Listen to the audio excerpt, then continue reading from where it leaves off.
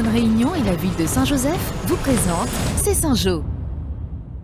Dans C'est Saint-Jo, une initiative innovante pour fluidifier le contact entre demandeurs d'emploi et acteurs économiques et la mise à disposition de casques de réalité virtuelle afin de faciliter l'orientation professionnelle des collégiens. C'est maintenant, C'est Saint-Jo. Commerce, dans la vente, des stages. Oui, des stages en troisième. Un jeune face à deux employeurs, la situation est habituelle dans le cadre d'un entretien d'embauche. Pourtant ici, l'échange se réalise sous un chapiteau à côté du stade de Langevin. Il s'agit du concept du match job qui semble plaire aux futurs recrues. C'est innovant, c'est bien, ça nous permet de rencontrer les recruteurs avant sans savoir. Et après, pour les entretiens, on est moins stressé. C'est beaucoup plus simple et on peut mieux s'exprimer surtout. Parce qu'on ne se prend pas la tête, on n'est pas là vraiment pour être sévère en fait.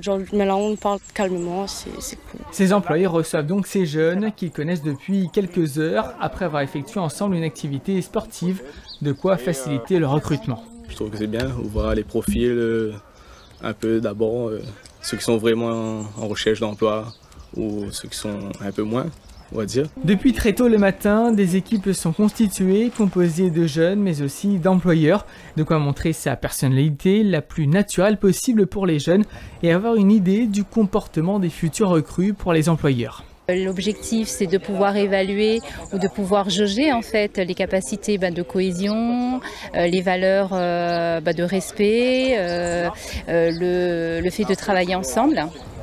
Et du coup, ce qui sont aujourd'hui des valeurs qui sont recherchées par les entreprises. Il y a un vrai job dating qui se fait sans CV, qui se fait sans costume cravate. Donc leur CV, c'est eux. Ça se commence depuis le matin quand ils arrivent jusqu'au moment où ils sont en face du recruteur. Ce match job est une première sur l'île. Il se déroule à Saint-Joseph et apparaît comme un véritable enjeu pour améliorer le recrutement. Un dispositif mis en place par la ville et le Pôle emploi, ainsi que plusieurs partenaires du monde économique du bassin sud. Et en fait, lui, il va vous permettre de recentrer votre écran, parce que vous allez tourner la tête. La découverte des métiers en réalité virtuelle, c'est désormais chose possible à Saint-Joseph. Une belle idée du conseil municipal des collégiens en direction de tous les élèves qui n'ont pas pu avoir de stage. Un stage désormais obligatoire en troisième. Des fois, c'est un peu dur d'accès, ou soit il n'y a pas assez de place pour pouvoir faire un stage. Et les lunettes permettent d'avoir un petit plus, on va dire, parce que ça ne remplace pas vraiment les stages. C'est juste pour aider un peu, pour voir un peu et comprendre un peu ce métier. En troisième, on doit déjà savoir un peu qu'est-ce qu'on veut faire plus tard. Parce que ça arrive vite. T'as déjà une petite idée de ce que tu aimerais faire plus tard ? Oui.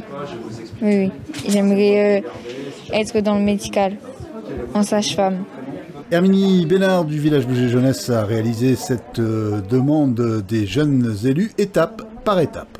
Le ressenti, c'était c'est bien, on découvre des métiers qu'on ne connaît pas ou qu'on a difficilement accès.